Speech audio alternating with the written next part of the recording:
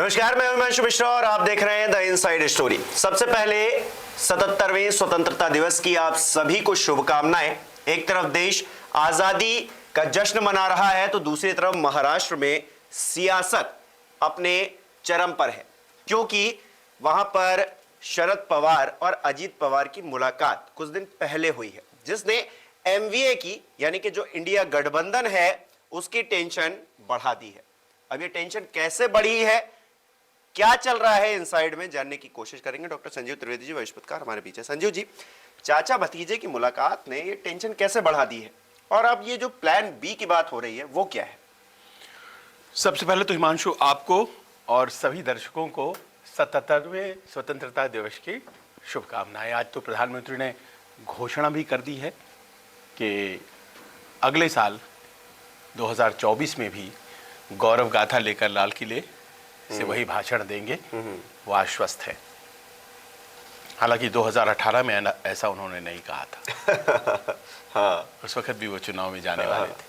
खैर, तो एक तरफ तो ये विश्वास और दूसरी तरफ इंडिया अलायंस के मजबूत किरदार शरद पवार और उनके खेमे में कुछ उल्टी बह रही है बयार।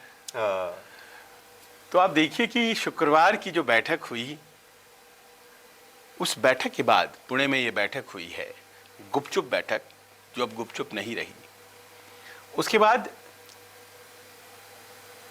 पूरे इंडिया अलायंस में ये जो चाचा भतीजे की बैठक हुई और चाचा भतीजे का जो किरदार है भारतीय राजनीति में आज कमाल खिल कर रहा है। वो अलग अलग राज्य और अलग अलग समीकरण। बिल्कुल। तो महाराष्ट्र वाले चाचा भतीजा इंडिया के लिए कहीं ऐसा तो नहीं है कि कोई बढ़िया संदेश लेकर नहीं आ रहे हैं। इस तरह की अटकलें चलने लगी हैं क्योंकि पुणे में एक बैठक हुई शुक्रवार को, वो एक कारोबारी के घर पर हुई और उस बैठक में शरद पवार, अजीत पवार, जयंत पाटिल और वो कारोबारी सब थे। उस बैठक के प्रति इसीलिए लोगों की नजरें गई क्योंकि दोनों नेता एक साथ पुणे में एक समय मौजूद और छुपते छुपाते दोनों वहां पहुंचे और छुपते छुपाते अलग अलग तरीके से निकलने की कोशिश की। हालांकि कैमरों में कैद हो गए। बाद में जब सवाल हुए तो सवाल के जवाब में पवार साहब सोलापुर में थे, उनसे पूछा गया कि भाई ये क्या था, तो बोले कि अरे बड़ा हूं घर का, भतीजा है, मुलाकात तो करूंगा ही। अब ये क्या इतना ही इनोसेंट था, ये इतना ही सिंपल था क्या? आप किस भतीजे की बात कर रहे हैं? उसी ने जो आपकी पार्टी को दो टुकड़ों में विभाजित कर चुका है, वही जो कहता है कि आप रिटायर हो जाइए, कब तक चलते रहेंगे आप, वही जिसने कि सरकार में मंत्री पद ले लिया है और आपने कहा कि नहीं, आपके अनुसार नहीं हुआ था वो। तो ये ऐसे प्रश्न हैं जिसको लेकर के जो वहाँ महाविकास अघाड़ी है, एमवीए, वहाँ का जो विपक्षी गठबंधन है जिसमें कि पवार साहब की पार्टी जो अब खंडित हो गई है, एनसीपी और उसके अलावा शिवसेना जो कि भी खंडित हो चुकी है, और कांग्रेस है। तो कांग्रेस और शिवसेना, उद्धव, इन दोनों को अब सोचना पड़ रहा है और दोनों ने सोचना शुरू कर दिया है। सोचना ये शुरू कर दिया है कि अब शरद पवार जी अगर साथ नहीं होते हैं तो यूबीटी यानी कि उद्धव की शिवसेना और कांग्रेस किस तरह से मिलकर 24 का चुनाव लड़ेगी।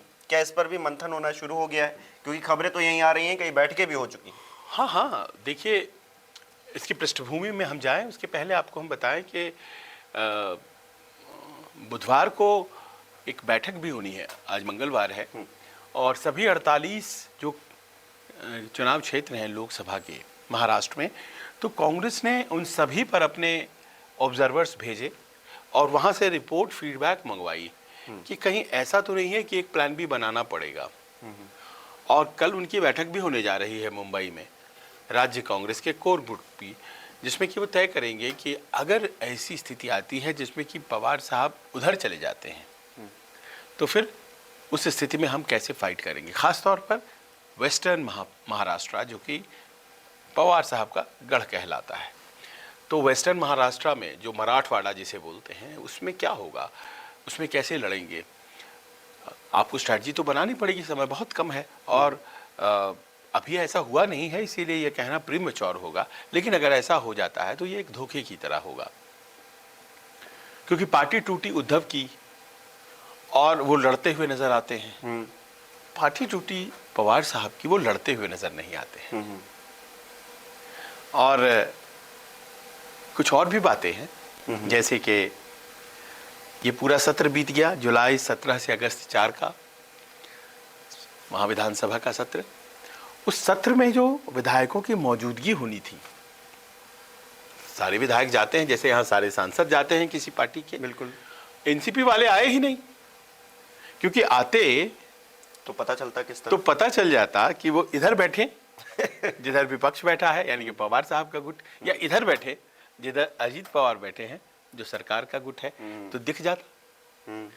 आप ही बताइए हिमांशु, जुलाई के पहले सप्ताह में जब अजीत पवार जी ने सरकार में मंत्री पद की शपथ ली अपने 8 सहयोगियों के साथ, उसके बाद उन 9 सहयोगियों के अलावा क्या कोई आंकड़ा आज तक सामने आया नहीं जो कि कहता हो कि एनसीपी के 53 विधायकों में से कितने इधर हैं और कितने इधर हैं?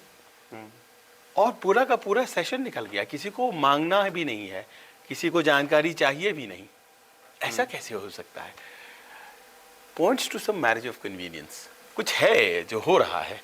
और इसी को लेकर के कांग्रेस और शिवसेना उद्धव सतर्क हो गए। शरद पवार भी इस बात का जिक्र कर रहे हैं कि वो बीजेपी की तरफ नहीं जाएंगे। उन्होंने साफ तौर से कहा। सुप्रिया सुले ने फिर से उस बात को दोहराया कि उनके पिता और जो पार्टी के प्रमुख हैं वो कहीं नहीं जा रहे हैं। लेकिन सिर्फ क्या इतना कह देना मात्र काफ़ी है? ये जो मुलाकात हो रही है, गुपचुप मुलाकात हो रही है, इस पर नाना पटोले ने साफ तौर से ये कहा है कि ठीक है, रिश्तेदार हैं, मिलेंगे ही, अच्छी बात है, लेकिन ये गुपचुप तरीके से मिलने का क्या मतलब है? तो सवाल तो उधर भी हैं, उसका जवाब नहीं मिल पा रहा है। साफ तौर से ये कहा जा रहा है कि बीजेपी के साथ नहीं जाएंगे। दूसरा ये भी कि क्या किसी दबाव में है शरद पवार या फिर एनसीपी? और ये जो पूरा कांड हुआ एनसीपी टूटने का और फिर अजीत पवार के उधर चले जाने का, क्या ये गेम प्लान शरद पवार का ही था कि पहले अजीत पवार गए हैं, अब धीरे धीरे करके जो चीजें हैं वो उनकी तरफ शिफ्ट हो रही हैं, या फिर उधर धीरे धीरे जा रहे हैं? क्या ये गेम प्लान शरद पवार का ही था? पवार साहब गेम प्लान मान लीजिए करते रहे, अगर मान लीजिए हाँ वो कर रहे हैं ऐसा, अगर करते भी रहें तो किसी को क्या मतलब हो सकता है? Until and unless India alliance उससे प्रभावित होता है, वो एक राज्य की बात होकर रह जाती है। पर इंडिया अलायंस सारे देश का मसला है। वो एक चुनावी लड़ाई लड़ रहा है सत्ता पक्ष के खिलाफ जो भीषण मजबूत है, जबरदस्त मजबूत है। और पवार साहब एक की फिगर्स की तरह, जब शुरुआत हो रही थी इस इंडिया अलायंस की, जब इंडिया अलायंस नाम भी नहीं पड़ा था, शुरुआती बैठकों में वो एक बहुत मजबूत कद्दावर नेता के तौर पर उस अलायंस का एक हिस्सा है। और अचानक से उनके ही बारे में प्रश्न होने लगा। आप मजबूरियों की बात कर रहे हैं, मजबूरियां तभी तो कोई बेवफा होता है। मजबूरियां कुछ तो रही होंगी, कुछ दबाव है। तो अब क्या दबाव है पता नहीं, लेकिन जो आरोप लगाता है ईडी सीबीआई, इस तरह का कोई दबाव है?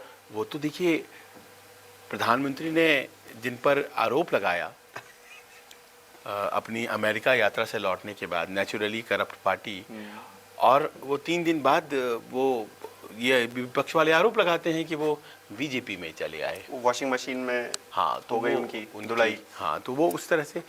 लेकिन ऐसे बहुत से नेता हैं जो कि प्रेशर झेल रहे हैं ईडी और सीबीआई का, और फिर भी विपक्षी राजनीति कर रहे हैं। बिल्कुल, इस देश में आपको ढेरों उदाहरण मिल जाएंगे। बिल्कुल। तो बात इससे आगे है। बात ये है कि जो कोऑपरेटिव मूवमेंट है महाराष्ट्र का, जो सहकारी आंदोलन है, उस सहकारी आंदोलन खासतौर पर चीनी से जुड़ा हुआ शुगर बेल्ट जो है वो पूरी तरह से कब्जे में है। पवार साहब, उनके परिवार, उनके सगे संबंधी, उनके मित्र, और उनका एक अच्छा खासा दबदबा है। जो लोग राजनीति में हैं और जो लोग राजनीति में नहीं हैं, जिनको दुनिया नहीं जानती है, तो ये एक बहुत ही मजबूत सिंडिकेट है और बहुत पावरफुल लोग हैं ये लोग। सत्ता से दूर जाने से ये पावर घटता है। अगर आप सत्ता से दूर जाते हैं, अगर आप राज्य सरकार में नहीं है, केंद्र सरकार में भी नहीं है, तो ये ताकत घटती है और आपका सत्ता से जुड़ाव बहुत ज़रूरी होता है। अजीत पवार कई कंपनियों से जुड़े, उनकी पत्नी भी जुड़ी हुई हैं, और कुछ ऊपर नीचे कंपनियों के अकाउंट में कुछ में होता है, तो केसेस तो चल रहे हैं, केसेस चल रहे हैं, वो ईडी के पास भी हैं, दूसरी जांच एजेंसियों के पास शायद भी तभी है। उनकी छटपटाहट ज्यादा रहती है कि वो किस तरह सत्ता पक्ष खेमे में चले जाए। तो 2019 में ही चले गए थे। हाँ बिल्कुल, 2019 में ही चले गए थे और भेद तो 5 साल बाद खुला, लेकिन पवार साहब की सहमति से गए थे। उन्होंने खुलकर ये बात कही कि आज हमें गाली दे रहे हैं। जब ये टूट हुई थी, उसके बाद का जो भाषण है आप देखें तो उसमें वो कहते हैं, और उसके कुछ दिन पहले फडणवीस जी भी कह चुके थे कि पवार साहब की जानकारी में था कि वो यहाँ आ रहे हैं 2019 में हमारे पास उप मुख्यमंत्री बनने।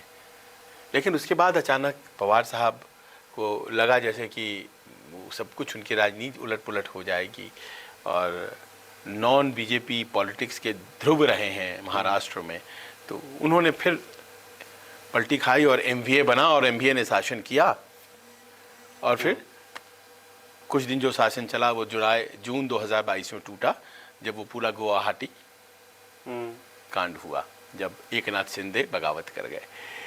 तो ये तो पहले ही से चला आ रहा है कि बीजेपी के साथ संपर्क रखना है, बीजेपी के संपर्क नहीं रखना है, संपर्क रखते हैं तो ये फायदा है। और ये सारा परिवार जिसकी बात में कर रहा था, इनका एक प्रेशर है पवार साहब पे। He is the eldest in the family.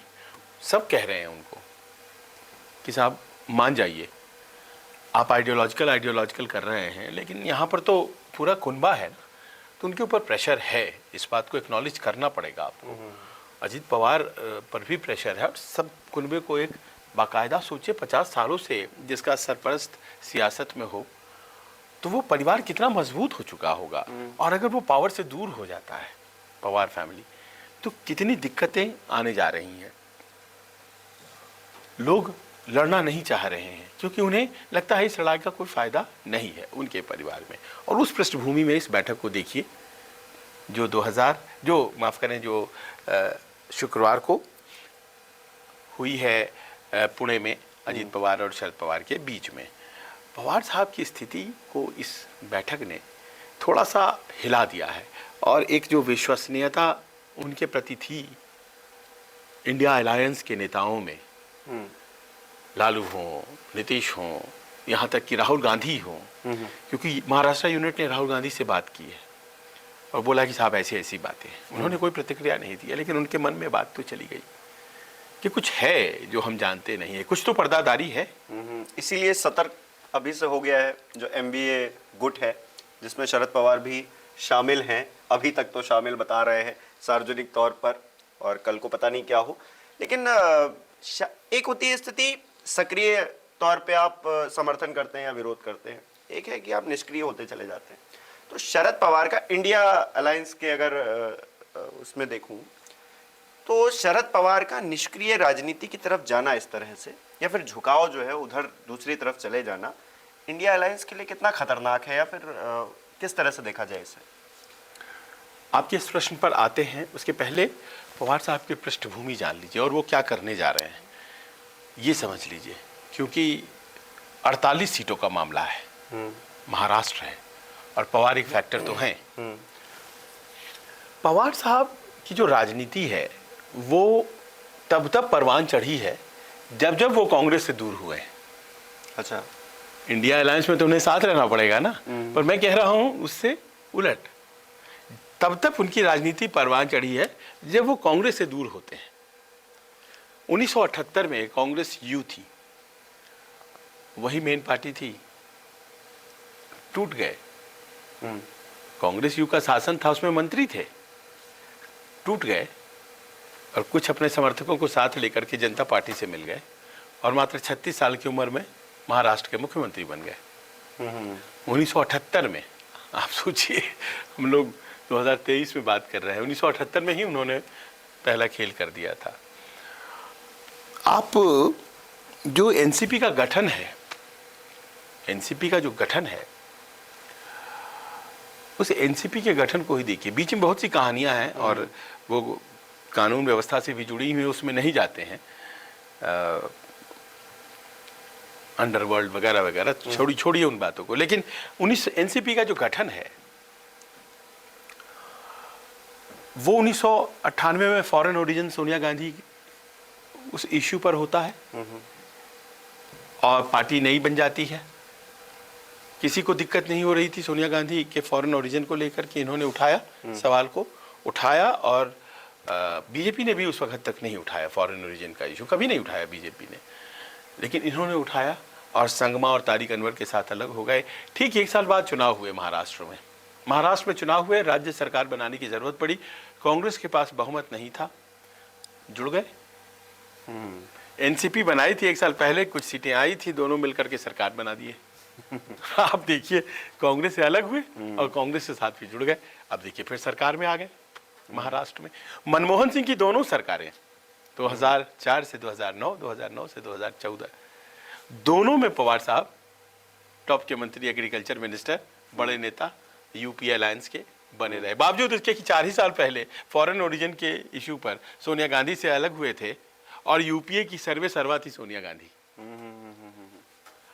आपको मैं उदाहरण देता हूं अभी के 2014, फडणवीस पहली बार भारतीय जनता पार्टी ने बहुत अच्छे नतीजे लाए चुनाव में, अलग होकर लड़ गई थी शिवसेना से, आपको याद होगा।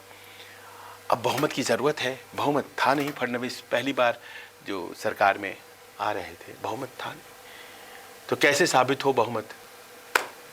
पवार साहब की एनसीपी एब्सटेन कर गई, बहुमत का आंकड़ा नीचे आ गया।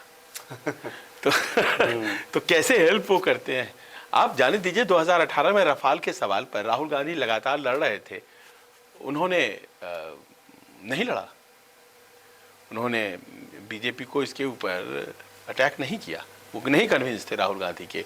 वो तो छोड़िए, 2023 में जब अडानी वाला प्रश्न उठाया था तो पवार साहब ठीक उल्टा स्टैंड लेकर के खड़े थे, और वो तो उनके अडानी मित्र भी हैं। और उस वक्त से ही लग रहा था कि वो साथ में नहीं जाना चाहते हैं, एमवीए गठबंधन क्या टूट जाएगा। उसी वक्त से वो जो इंटरव्यू मुझे आज भी याद है, उस इंटरव्यू के बाद से ही ये अटकलें लगना शुरू हुई कि पवार साहब किसकी तरफ है। हालांकि वो उससे नहीं टूटा, हाँ। और एक नाथ शिंदे की बगावत से टूट गया। पर तो देखिए, ये हमेशा पवार साहब के पॉलिटिकल बिहेवियर में ये हमेशा रहा है कि विश्वसनीयता का संकट रहा है। लेकिन फिर भी इस बात को हम और आप और जितने भी पॉलिटिकल ऑब्जर्वर हैं मानते हैं कि पवार साहब की फिगर हैं वहाँ की राजनीति में, और सारे इंडिया अलायंस विपक्ष के लोग मानते हैं इस बात को, तो उनको साथ रखना भी चाहते हैं। आपने पूछा उनके जाने से नुकसान होगा क्या? यकीनन होगा, यकीनन होगा, क्योंकि देखिए एक बड़ा धड़ा तो ऑलरेडी बीजेपी के साथ हो चुका है। एक नाथ शिंदे की बगावत के पहले की स्थिति को समझिए। एक नाथ शिंदे के बगावत की पहले की जो स्थिति थी, भारतीय जनता पार्टी उस तरफ अकेली थी, बिल्कुल, और विपक्ष में बैठी हुई थी। इस तरफ तीनों दल, कांग्रेस, एनसीपी बिना टूटी हुई, शिवसेना भी बिना टूटी हुई अनडिवाइडेड थे। भारतीय जनता पार्टी को 48 सीटें दिखाई पड़ रही हैं, बिल्कुल, उन्हें कुछ करना पड़ेगा। हम लोगों ने कई बार चर्चा भी की कि बिहार में स्थिति और महाराष्ट्र में स्थिति तय करेगी कि लोकसभा चुनाव में क्या होने जा रहा है। 40 बिहार में, 48 महाराष्ट्र में मिलकर 88 बनाते हैं, तो जो एडवांटेज आपको यूपी में मिलेगा उसको खलास कर देते हैं। बिल्कुल बिल्कुल। तो उन्हें कुछ करना था, तो पहली एक नाथ शिंदे वाली बगावत सामने आई, उद्धव जी की पार्टी टूट गई, और उसके बाद देखिए 1 साल बाद अब ये पवार साहब की पार्टी टूट गई।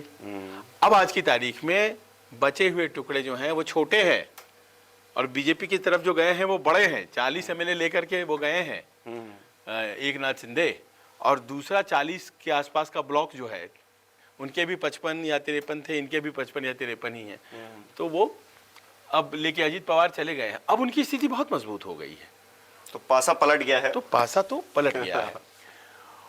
और देखिए आखिर में ये भी एक बहुत इम्पोर्टेंट पहलू है कि महाराष्ट्र में सियासी परिवर्तन होने वाला है। एक नाथ शिंदे मुख्यमंत्री रहेंगे या नहीं रहेंगे, ये स्पीकर के उस फैसले पर निर्भर करता है जो सुप्रीम कोर्ट ने कहा है स्पीकर से लेने के लिए अयोग्यता के सवाल पे। नोटिफिकेशन थोड़े दिनों में आएगा, लेकिन 27 तारीख को नोटिसेज अयोग्यता के सवाल पर अपना जवाब दीजिए। 27 जुलाई को स्पीकर महोदय की तरफ से एक नाथ शिंदे और उनके 40 विधायकों को दी जा चुकी हैं। इस डिफेक्शन से सुप्रीम कोर्ट तो खुश नहीं था, लेकिन उसने स्टैंड नहीं लिया। उसने कहा कि ये जो डिफेक्शन है क्या ये कायदे से है, और अगर है और इलेक्शन कमीशन ने उनको सिंबल भी दिया हुआ है, तो आप स्पीकर हैं, आप फैसला लीजिए, हर चीज कोर्ट में क्यों आए? भाई आप तो हैं ही, आप कर ही सकते हैं, बिल्कुल आप अधिकृत हैं। अब स्पीकर साहब को लेना है फैसला, उनका फैसला बड़ा इंपॉर्टेंट अब है। स्पीकर साहब अगर हाँ में लेते हैं फैसला तो विधायकी जाती है, और उसमें चीफ मिनिस्टर की भी विधायकी चली जाएगी, वो मेंबर ही नहीं रहेंगे, तो फिर बड़ा बदलाव होगा। क्या अजीत पवार बन जाएंगे सीएम? और अगर मान लीजिए कि एक नाथ शिंदे के पक्ष में जाता है फैसला, तब तो सब कुछ वही रहेगा, तब लोकसभा चुनाव की तैयारी है। तो एक बड़ा कैटेक्लिज्मिक चेंजेस होने वाली हैं महाराष्ट्र की राजनीति में। और संयोग देखिए कि महाराष्ट्र में ही इंडिया अलायंस की 31 और 1 को बैठक है। बिल्कुल बिल्कुल। अब इस बैठक से पहले ही जो है राजनीति गर्मा गई है। चाचा भतीजे ने राजनीति को फिर से उफान उसमें ला दिया है। ऐसे में अब आगे क्या होने वाला है महाराष्ट्र की सियासत, क्योंकि लोकसभा चुनाव भी अगले साल होने इसी के इर्द गिर्द घूम रही है। तो ऐसे में एमवीए गठबंधन या फिर इंडिया गठबंधन बड़े परिप्रेक्ष्य में देखें तो क्या प्लान बी पर अमल करने वाला है आने वाले समय में? आपको क्या लग रहा है शरद पवार का अगला स्टेप क्या होने वाला है? फिलहाल तो वो कह रहे हैं कि वो भारतीय जनता पार्टी के साथ नहीं जा रहे हैं, लेकिन कल को क्या वो जा सकते हैं? क्या लग रहा है आपको? हमें कमेंट करके बता सकते हैं। बहुत बहुत शुक्रिया।